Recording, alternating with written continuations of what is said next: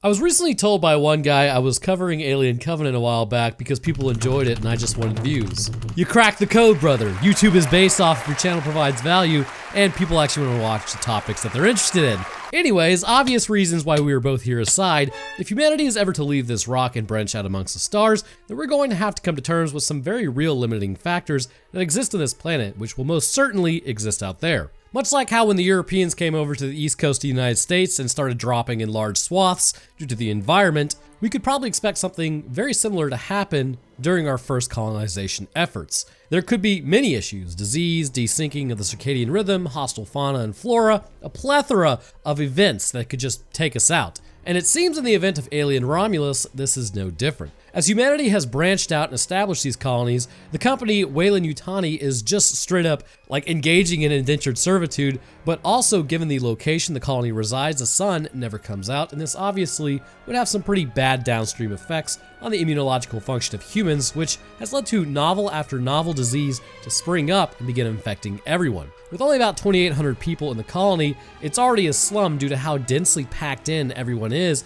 and how little the health of those contained within were considered. This inspires a group of young adults to leave the world and then head towards an independent colony. As luck would have it, a ship appears desolate overhead, just kind of floating there, and their plan is to steal the cryopods so that they can escape the system and begin life anew. However, what the ship was returning with presents several issues. So in today's episode, let's discuss the colony effects, why the issues are arising as such and how they could be solved, and what in the name of all that is holy is this 9-foot-tall human-alien hybrid thing at the end. But first, this episode is sponsored by Factor. If you've watched this channel for any amount of time, you know I absolutely love Factor, like for real. Not because it's an integration, but because I actually buy Factor. Recently, I started getting the coffee protein shakes, and I took them on a road trip when I went out to Iowa, and they were a godsend as I could get my protein in while also getting a caffeine hit. When it comes to like goals concerning protein intake like this, or just meals in general, you really don't need to look anywhere else. With over 35 meal variants including keto, calorie smart, vegan, veggie, or double protein, which is what I go for, there literally is something for everyone. Along with that, you can get 60 add-ons to these delivered fresh, never frozen meals. And what's even better is you can enter your winter arc, as the youth are calling it, and eat healthy, emerging in the spring, totally shredded. You simply pop these meals for 2 minutes into the microwave and then they are ready to eat, so they kind of eliminate the need for takeout. So if that sounds like something that you would be interested in, then by heading to factor75.com or clicking the link below and using code Roanoke50, you can get 50% off your first Factor box and 20% off your next month of orders. That's code Roanoke50 at factor75.com to get 50% off your first box plus 20% off your next month of orders. All right, let's get back to it.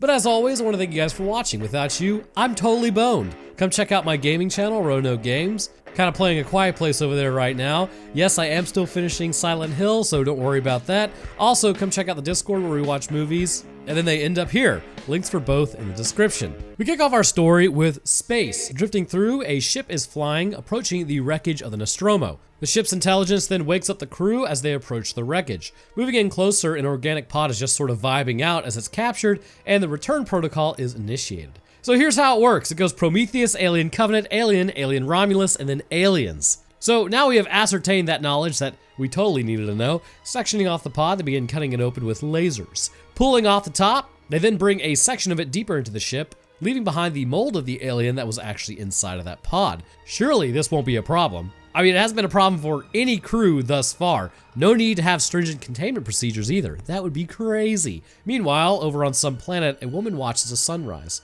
Well, maybe not watch because her eyes are closed, but snap back to reality. She wakes up on some craptacular planet as an overhead announcement talks about reporting to the medbay if you feel sick. Evidently on this world, illness after illness has been spreading. Gee, could it be the cramped conditions when you have a whole planet to spread out on? Like, this is a question like for real. One of the towns that I grew up in had like 20,000 people in it, and it wasn't really that big of a town. You could most definitely spread out people just a little more, which might prevent a lot of these issues. Or hell, put a mirror up in the sky, considering a planet like this planet specifically is tidally locked to the sun, or at least provide some sort of artificial sunlight. Also, I wonder if they ever really solved the issue of us needing parasitic interaction to calm our immune systems, which let's talk about that for a moment because this is a science channel masquerading as a film review channel. Look, you hate parasites, I hate parasites. I mean, who could love a power-tripping 35-year-old Reddit mod in his parents' basement? But the point is, parasites work their way into your meat suit, but there are some benefits to specific parasites, and I mean that with my chest. There are no parasite apologists in this hemisphere. Not around here, partner. So with some parasites, they can actually affect the epigenetics of a person by switching out the frequency at which genes are expressed. Epigenetics obviously meaning that it can increase or decrease gene expression without changing the underlying DNA. In doing so, they can actually have a calming effect on the immune system. Currently in first world countries, we are seeing a massive rise in allergies, and as a result of this, we need to consider all possibilities when it comes to our genetic coding. This is something we're going to actually have to figure out. Even things that are seemingly detrimental to our bodies in some ways may provide a balancing act between our functionality and our body's response, making life possible. The fragility of life is something that we as a species are really not even fully aware of. In fact, our very moon being 1/400th the size of the sun and being 1/400th the distance from the sun may not really affect life as we know it, but it may hint that a celestial body is needed in proportion to our moon, like as far as our planet size is concerned, which can impact life formation. In fact, this is known. The moon does actually appear to have a calming effect, at least concerning Earth's rotation, which may have allowed for much more stability on the planet as a whole, allowing for life to actually crop up. If you take something like Mars, for instance, with 2 moons, but are very small moons actually, they're just basically captured asteroids, that may not have as much of an effect. Also, have you ever seen the moon concerning its craters? That thing has probably taken a lot of hits for us. But the reality is, life here is fine-tuned to these exact parameters, and despite humanity's propensity to branch out and conquer an environment, we are still pretty beholden to this rock. So this colony basically shows the fragility of a precarious balancing act. At first, it's highly likely humans were fine, but as time went on, sleeping probably got more difficult due to being constantly in the dark, circadian rhythms had nothing to base their patterns on, so the cells' hormone cycles would become affected as well. We know things like working night shift, for instance, can cause an increase in cancer presentation because even if you do go to sleep the next day, your body is not designed to deal with working all night. Living on this planet is basically one giant night shift. Things like natural killer T cells, for instance, would not be able to effectively respond to cancer cells, and even macrophages may not be able to deal with an infection that normally it could get under control. Something as simple as a cold could spiral into a lethal infection simply because the immune system is no longer effectively coordinating. Basically, we're going to have some serious issues terraforming if we don't find a planet like ours, or at least attempt to make it mostly like home, which we can do artificially. But even to this point, take the hum of the planet itself. It is known there is a frequency that the planet puts out from it just existing. Because it doesn't apparently reach into space, astronauts frequently have noted an increase in almost crippling anxiety, even when it wasn't there before. Upon return to Earth, it almost completely disappears, and then over time, it really does just disappear.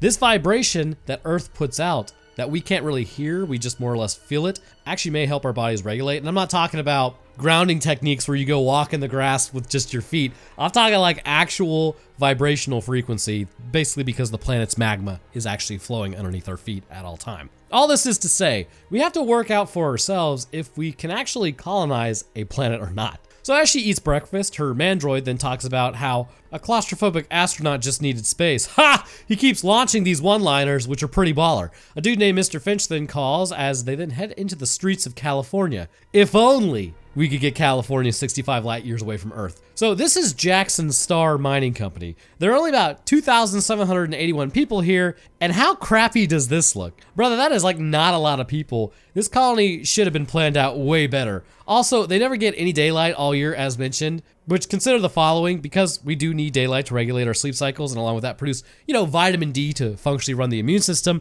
Perhaps the outbreaks of diseases here are because of how crappy your setup is. There is a statement made later about how humanity isn't meant to be in the stars, which I'm about to absolutely go in on later when I talk about it. Maybe don't pick a hellhole, don't do anything to fix it, and then wonder why people aren't enjoying it. That's all I'm throwing out there. So as Windman talks about how they're slaves, trading time for shelter and food, I mean, that's basically what's happening. Rain then heads into the Office of Colony Affairs to get her papers so that she can head to Yavarga, but while she does this, Rain spills the beans about the colony being fully terraformed and it's an independent system. Well, old bureaucracy over here doesn't like that. You're about to nope out of here for someplace that's better while she's stuck in a cubicle. So she doubles her time and then says she's not free to leave yet. Yeah, full on revolt at that point. So brother screaming outside about how this is basically slave labor is correct. Apparently Rain's parents got 3 years ago from a lung disease caused by the mines. So Mandroid, you tell me you're not giving them breathing apparatuses either? Like, there's no PPE when you're headed into the mines? It's like the 1800s in space or something. So Mandroid then starts getting beat up outside at this point as she resets him because he's been hit in the head. Just like by laptop, it's called percussive maintenance. It's a real thing, look it up. Sitting there thinking about the mine, she then gets a call from her friend. Walking over to his pod, we meet Bjorn and Navarro as well as Tyler. Then we meet Kay inside. Evidently Tyler and Kay's dad also dropped from some new disease. They brought her here as there's a giant Weyland ship above their heads. So wait, you're telling me a planet owned by a company doesn't know that another one of their ships is over the planet and is just sort of chilling out there? And their plan is to jack that ship before the company notices, get the pods out of it, fly to Yavarga, utilizing those pods that are there, and do all of this before the company comes to collect it? Seems like a flawless plan. Let's get this bread. So they need Rain for Andy, seeing as he's a synthetic and he can speak to the mother AI. Understanding, or at least I think it's AI. Understanding Andy is an integral part, Bjorn, for some reason, goes on to have a beef with Andy. That is really dumb, as Rain relents and agrees to get out of there. Tyler says it's a quick in and out 20-minute adventure, and then we're on our way to Yavarga. What could possibly go wrong? Firing up the ore hauler, they strap in as they head up through the constant storm over their heads and out into the stratosphere.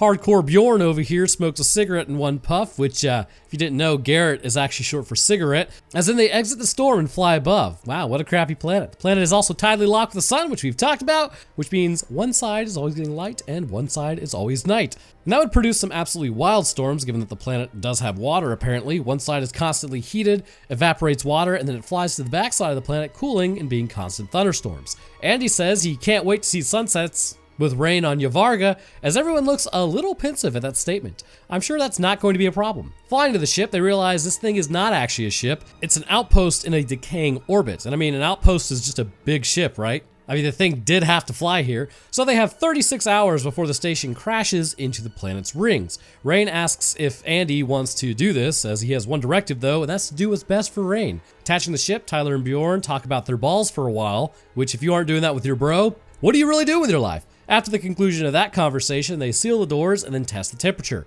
Oxygen is too thin to breathe, and Andy approaches the connection point with Mother. He tries finger butthole as the doors open. Crawling through the vents, well, this looks like absolute crap. It's a 0G currently, as the gravity then turns back on for a moment, making everything feel horrible. Your inner ears would just be absolutely screaming. Like, imagine going from 1G to 0G every few minutes. I'd be tagging the walls with puke.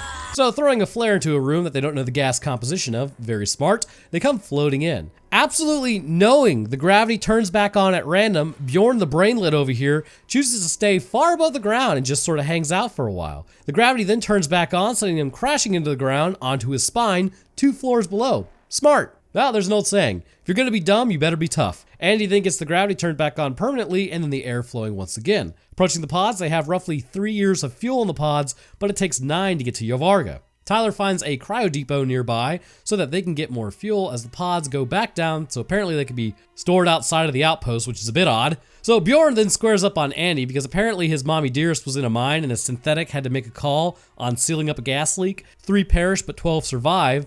All would have actually died had it not. So Bjorn here is running on pure emotion all the time. Cool frontal lobe, bro. Definitely the guy that you want on your team. Detaching the ship, they then move into another area of the ship to keep up with everyone else as they retrieve the pods from the outpost. Kay then goes on to have a nice throw up as Rain, she like runs to her, is like, don't worry, I'm here. Like, bro, she's just puking. I don't think it's a fight for life here with the porcelain throne. So Rain asks what's wrong, as then she figures out pretty quick that she's Pregananant. Moving through the station, half is Romulus and half is Remus. Andy then makes a joke to ease the tensions as Justin Bieber over here turns around saying he can't wait to turn him off. Like, okay, Bjorn, that attitude turns everyone off. Bjorn then jacks it in the corner to the thought of Andy not joining them as he says he's getting decommissioned permanently.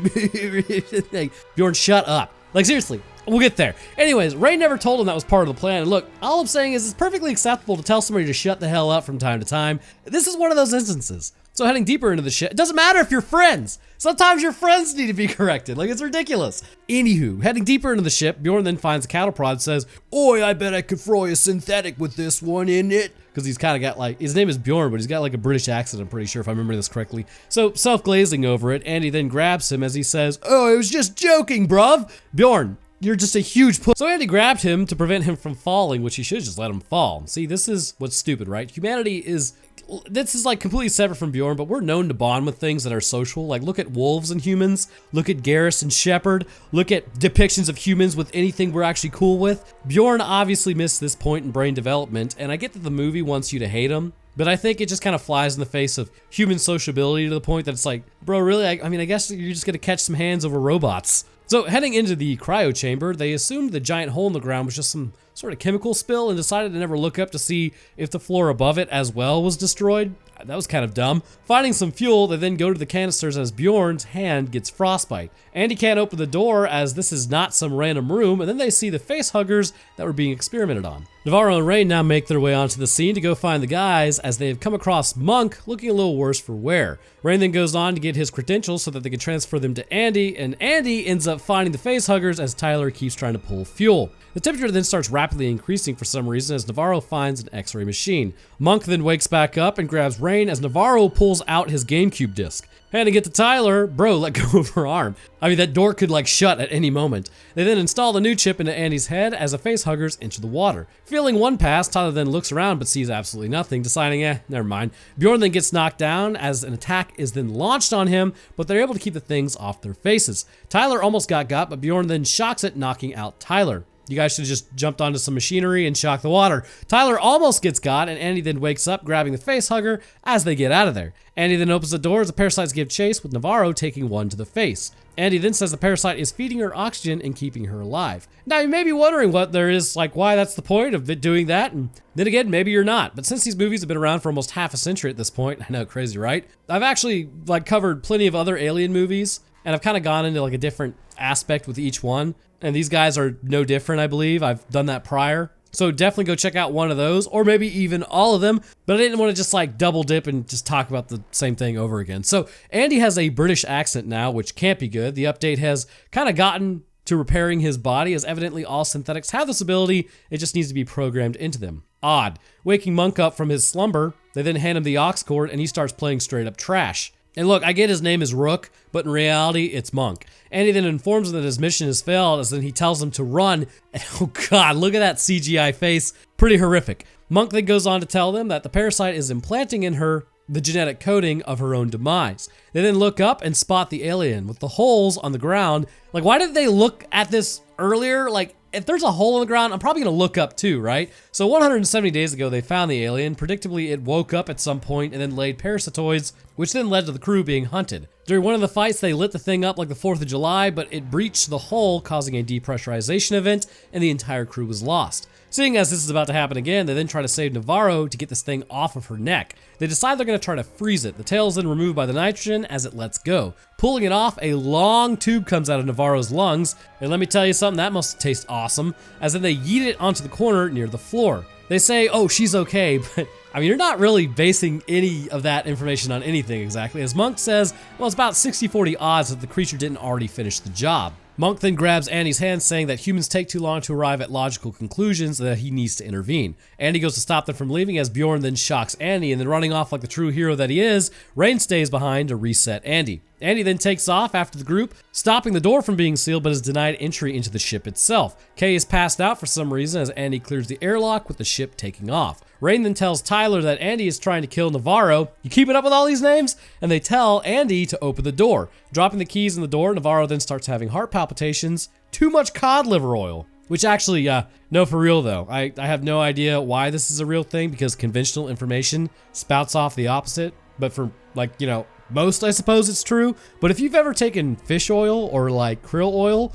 there is a 13% higher risk of having atrial fibrillation, also known as AFib, which can lead to a 5% higher risk of stroke for a first-time heart problem. So the only reason I know this is completely anecdotal, so take this with a grain of salt, but I did a spout of like riding my bike for around 15 miles a day while taking this supplement, and I most definitely had heart palpitations. It then stopped after I stopped using the fish oil. So this has nothing to do with anything, just kind of reminded me, and I figured I'd pass it along to you. Anyhow, using the X-ray scanner, Yep, it's in her chest. In her seizure, though, she kicks one of the flight controls as in the ship starts listing. Kay then watches the thing burst out of her chest, and now would be a really good time to stomp that thing. It is small and defenseless. Take it out. The ship then breaks through the outpost hole. Again, stomp that thing, like right now. I mean, it's right there. Smash it. Cave woman mode engaged. Do something. They then crash into the cargo bay. What luck, as Bjorn falls and Kay is knocked out. The glass is breached within the bay doors, so it's sealed to prevent the ship from depressurizing, which means you're now trapped in there with that thing. Very good.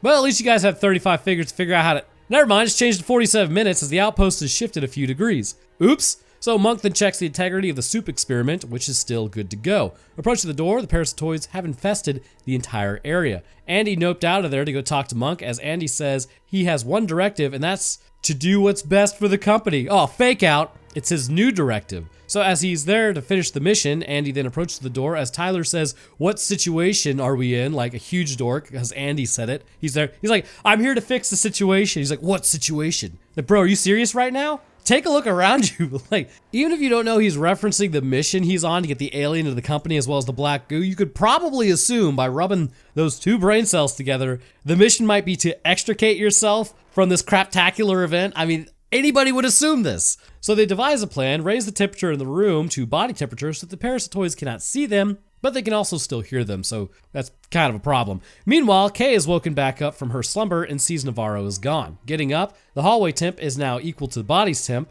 Basically, you just don't have any stress response whatsoever, and you should be good to go. Luckily for everyone involved, this is the least stressful thing that you could ever do or ever hope to experience. Entering the hallway, well, it looks like they're totally screwed, but the parasites do not see them. There's a few bodies here and there. For some reason, one dude is hung up in the rafters without his brain making the scene, but other than that, it looks alright. So Kay now heads to the lower area of the ore hauler as she comes across the alien's skin. Looking at the pot on the wall, it appears this thing is finishing up its cooking time, so to speak, as Bjorn then grabs her mouth to keep her quiet, as then he goes in to shock the thing. In doing so, he succeeds in pissing it off mostly, as the cattle prod is then broken. A barb then appears, and like a real genius, he sits there and looks at it. Okay, so here were my options. A, quickly duck sideways, dodge the barb, then take it out with a spinning back kick. Or B, take the barb to the face, have acid drip on me, roll around on the ground, and then die. With the barb stabbing him directly in the eye, he falls underneath the thing as it starts dripping acid all over him. It burns through his arm first, and you could absolutely roll away at this point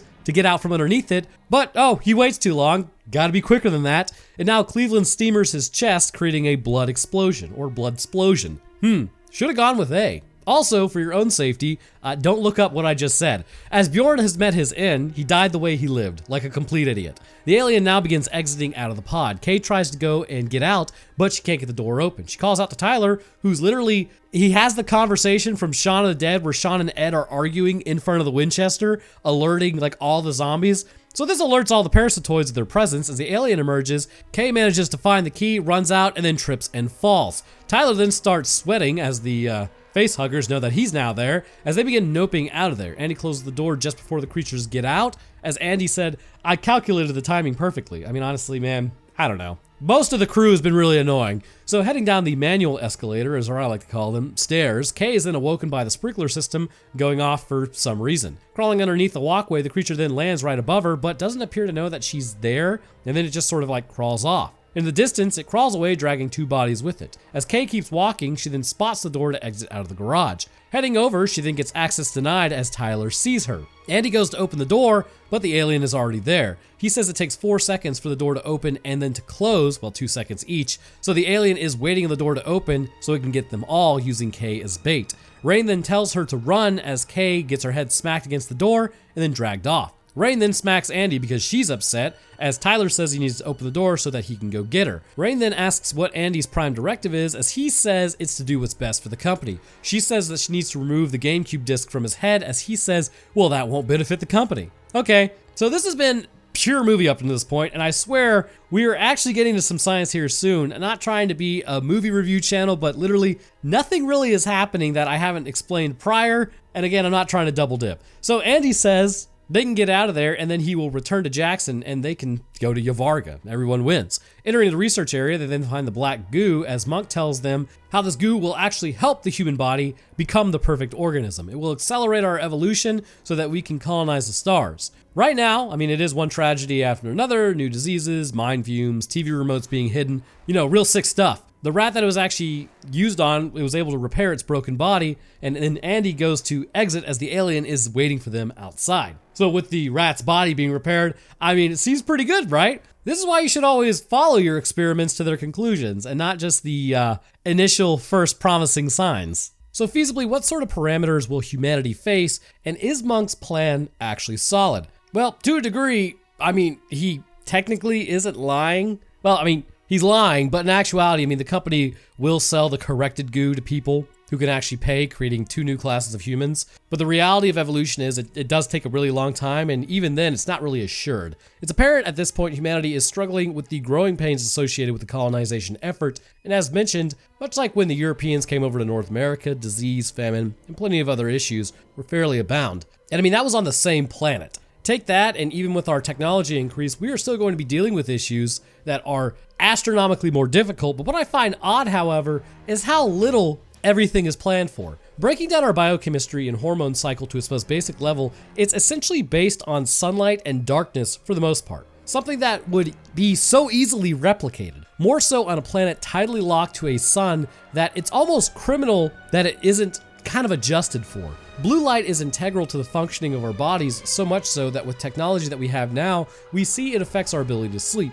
And this is one of the negative aspects, but there actually could be a positive aspect of this as well. Blue light actually entering our retinas will be communicated to the occipital lobe in the back of the skull via the optic nerve. However, this must first go past the pineal gland, and that is integral to the sleep-wake cycle. To understand how important this gland is, let's first run down a list of some of its functions: circadian rhythm, reproductive system, cell protection, physical performance, stress regulation, mood, spatial navigation, communication with the brain itself is affected, melatonin release, immunological function further downstream as a result of issues, hormone imbalances. Basically, what you have here is a massive problem concerning a fundamental structure in the brain no longer receiving what it needs. This colonization effort put forth by Weyland Yutani is actually sort of ironic because it takes literally so much data of the human body that the company would be aware of, or even just in general people would be aware of, and applies literally 0 of that and then wonders why humans aren't doing so well. So you know what could negate all of this, or at least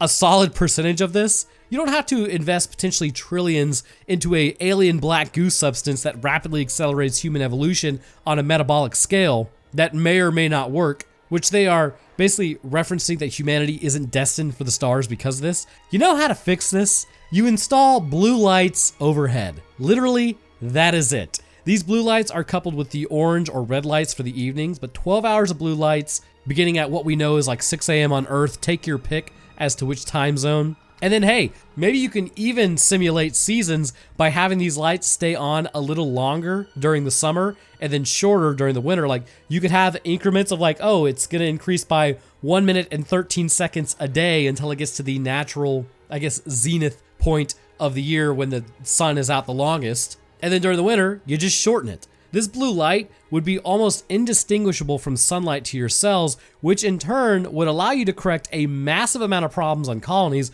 more so this one considering it's always nighttime. In fact, it makes it even easier. Watching this, I could not believe this wasn't a solution that was thought of. They are already actively using lights. Why not change the actual wavelength of the light to simulate sunlight? This, much like in its absence, would have these same cascading consequences except in a positive way and really wouldn't cost anything to do. In fact, we have seen the same method applied in the northern latitudes, in Norway, I think it was. And this has helped people stave off the effects of depression that is typically associated with the winter months due to the lack of sunlight. But instead, we gotta go for the black goo. First, this mutagenic concoction, as we will see, is completely non-directable. It's much like humanity's first attempt at making genetically modified food. We directed radiation towards the fruit and vegetable, which at random produced some favorable mutations due to genetic variations that would arise, and then some non-favorable ones that would actually just lead to issues. It was based on complete chance, and it's like Weyland Yutani found this alien version of this and was like, they've yet to see any favorable mutations long term, but they're like, yeah, it's totally worth the risk because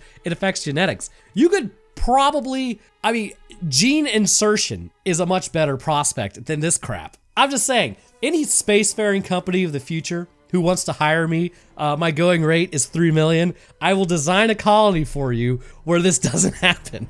So the problem with screwing with genes though is It's highly unlikely you're going to create something adept at surviving. I mean, sure, if the stars align, you might, but it's sort of like there's also a chance, albeit infinitely small, that your dryer may fold all your clothes by complete random chance. That's sort of what you're hoping for with the black goo by doing this. By complete chance, some human somewhere will be affected just so that their body doesn't turn into a complete cancerous mass. Or the thing that we're about to see at the ending here. Like I said, just install some light bulbs and you'll negate about 80% of the issues y'all are dealing with, because it may actually allow for the human body to deal with other stressors if its foundation of sleep and immunological function are there to bolster it. So Andy throws them a pulse rifle, like barely giving it enough arc for Tyler to grab it. That was totally an actor thing. A synthetic could probably yeet that thing off the planet. The plan is to actually not use the rifle though, but hopefully the creature will see it as a threat and stay away. Man, they really did miss the mouse body becoming an abhorrent amalgamation, didn't they? Again, I feel like Monk knows this.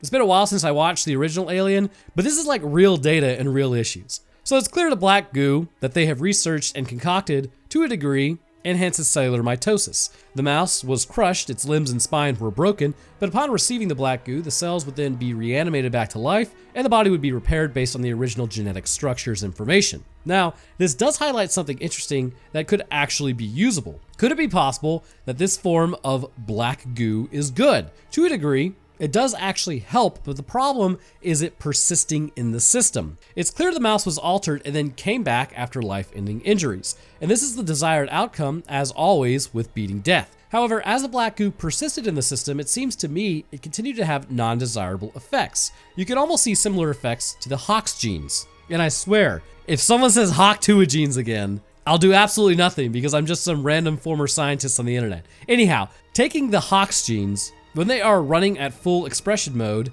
they are known as master regulators of embryonic development, developing your skeleton, differentiating stem cells, regulating brain development. Essentially, as they work, you become you. However, if they do not shut off properly after their completion, or basically when their job is over, you will have your tissue keep developing, and this can lead to extra limbs forming, no limbs forming, deformities, and tissues in places where they shouldn't be. Basically, something that you do not want. This black goo may be able to be viewed in a similar way, which is what I think Weyland Yutani is going for. If they can time it correctly, they could administer this goo to someone who has dropped or who is injured, or possibly who had some sort of issue and needs to adapt quickly. But the key is turning it off. They have yet to develop an inactivating enzyme that prevents the goo from progressing. Just like how the Hox genes would progress, which would kind of mutate your body, this would evidently keep the mutation going, which for the rat caused it to spiral out of control and grow into an abomination that ultimately took it out.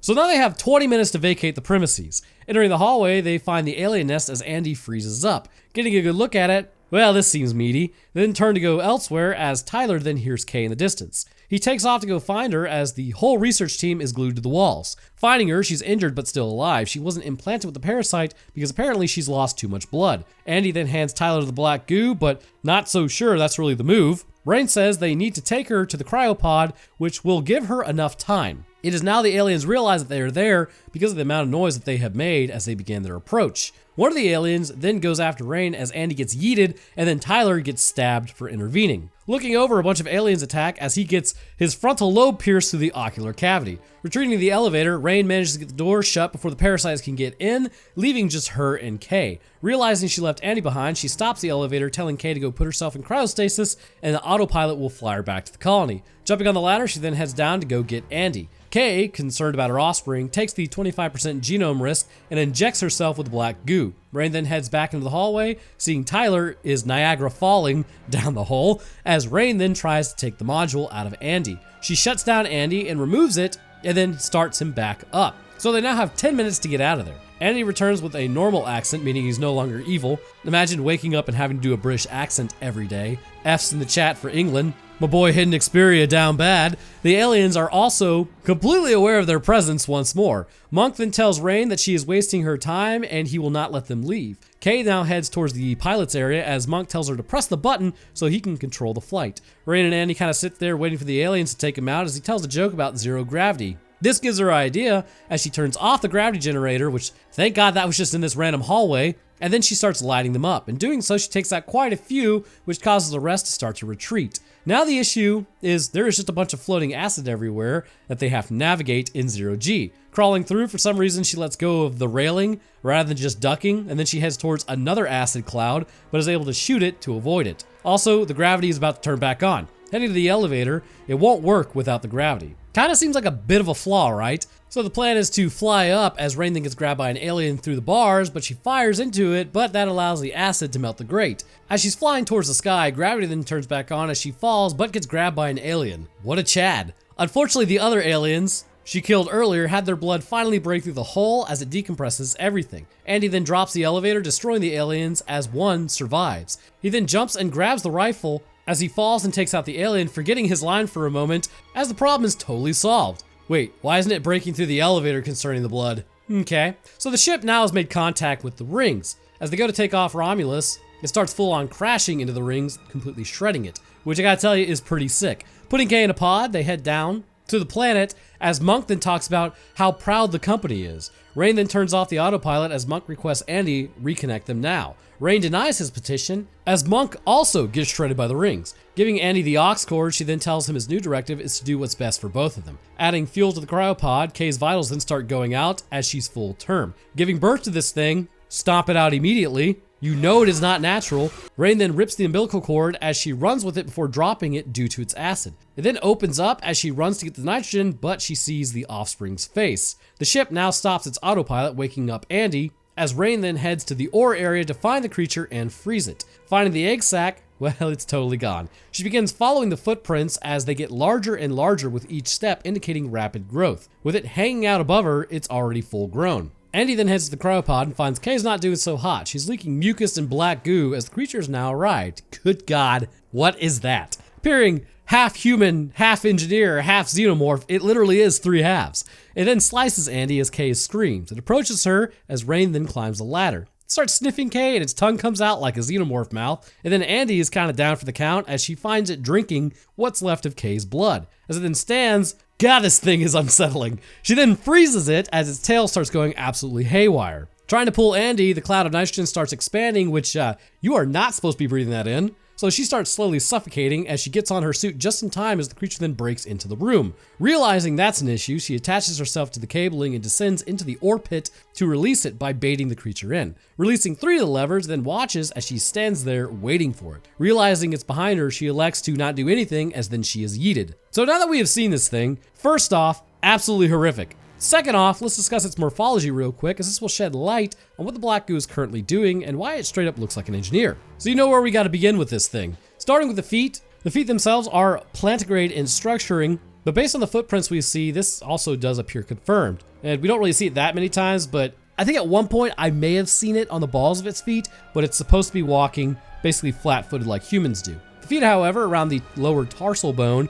where the phalanges become what we would regard as toes, sits a ridge of sorts, possibly due to the propensity of the xenomorphs to actually have a digitigrade structuring of their foot. As we move up the leg, it continues into its standard plantigrade structure. However, it is massively elongated. This trend continues up to the quadricep region, being about as muscular as the calf region. Interestingly, as we move into the pelvis, we see the xenomorph-inspired protrusions on either side and the lack of any sexual identification concerning the pelvis. The abdomen looks human enough with an actual belly button present due to it gestating within a human first, although obviously it did come from an egg internal to the uterus. The ribs are no longer appearing human and take on a xenomorph-like appearance once more with overlapping ridges. The chest of the Offspring is very human, at least concerning the upper thoracic region, with the shoulders clearly defined and arms relative in normal proportion to what the rest of the body would be, at least based on human structuring. However, getting to the hands themselves, we see that they are elongated as well and do have claws on them. Smaller claws than on a xenomorph, but much longer nails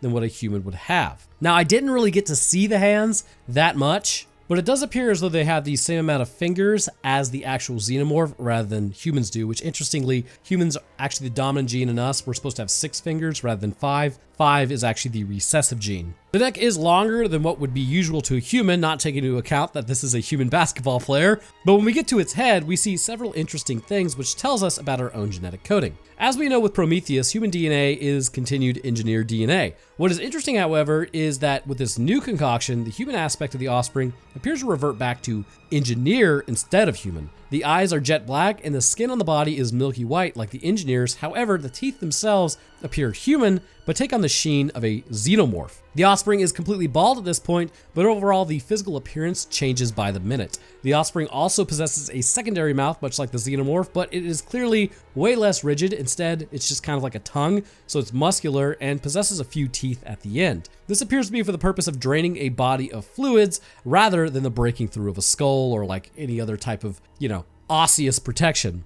So at first, the Offspring will take on a newborn appearance, as it was just that, just born. However, within minutes, it is already 7 feet tall. This rapid growth would be driven by an incredibly high amount of cellular mitosis, which would likely cook it under normal circumstances. But it isn't just stopping because it has reached its genetic max height. As the fight progresses, at the beginning, a tail isn't really present, but as it continues, it goes full xenomorph, and then it can be used offensively. Along with this, at first, it was relatively normal shaped as far as its head is concerned. Well, normal is more human and engineered shaped. But then as the fight continues, it then changes more into a necromorph appearance. The rapid growth also has left it not completely stable, as it will lead to one side versus the other due to the spine having grown on one side more quickly than the other has, which would likely correct over time as the creature continues to reach its desired form. It also is highly likely the face will change as well, due to the combination of not only human DNA supplied by the gestating fetus in K, but also evidently engineered DNA with the black goo and xenomorph DNA.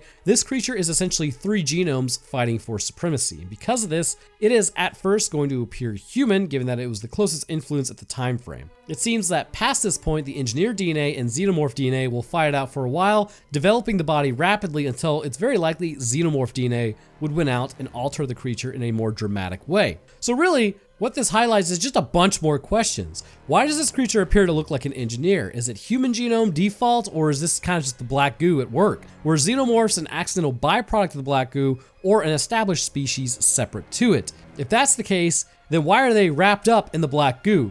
Did whatever create the black goo look like xenomorphs that then this is just a kind of crappier version of them because they're more primal? All of this is pretty confusing. I'm not gonna lie to you, they really need to start answering questions at some point. So as the ship continues its approach to the ring, the Offspring then approaches her. Man, this is not looking great for that misaligned pelvis. She then smacks the egg pod, piercing the hull, which then she is ejected out of the ship, but as she climbs back up, the creature then grabs her and it's being sandblasted, which it's not looking so hot. It begins trying to break through her helmet as she is able to pull the last lever, which then causes the creature to be ejected with the ore, as then she is slowly pulled through that ore container, which I don't know, man. I mean, I think you would have been yeeted into a wall at like Mach 10. So she begins her climb back up with autopilot engaged as she has survived the creature's attack. But we know those things survive out in space, so Jackson's star is probably just totally screwed now. Putting Andy in cryostasis, not really sure why you would waste fuel on that.